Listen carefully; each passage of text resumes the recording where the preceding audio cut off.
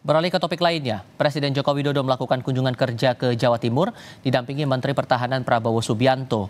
Presiden dan Prabowo tampak kompak sama-sama menggunakan kemeja putih dan berjalan beriringan saat meninjau pembangunan jalan Inpres di ruas Dungus Batas Kota Kabupaten Madiun.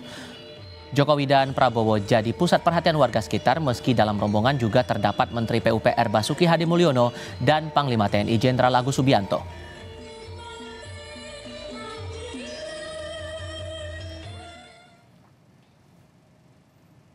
Sebelumnya, Presiden Jokowi bersama Menteri Pertahanan Prabowo Subianto mengecek kesiapan sejumlah pesawat tempur F-16 dan pesawat tempur latih T-50 di Pangkalan TNI AU Iswahyu di Magetan.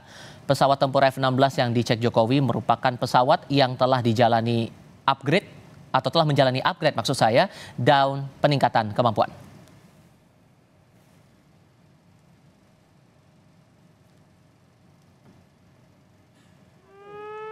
Selain meninjau langsung kesiapan pesawat tempur F-16 dan pesawat tempur latih T-50 milik TNI Angkatan Udara, Presiden Joko Widodo pun menyaksikan simulasi pengiriman bantuan ke Gaza, Palestina menggunakan pesawat Hercules TNI Angkatan Udara.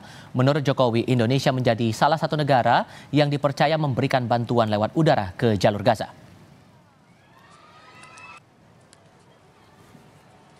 Karena Indonesia merupakan salah satu negara yang diberi kesempatan untuk bisa memberikan bantuan ke Gaza, ke rakyat Palestina dengan lewat udara. Karena lewat darat sudah sangat sulit. Lewat udara yang tadi kita coba terlebih dahulu, kira-kira akan seperti apa dengan menggunakan pesawat Hercules, dan ini akan segera kita bawa bantuan ke Gaza dan di drop dari udara dengan pesawat Hercules kita. Tadi sudah disimulasi dan saya melihat hasilnya baik.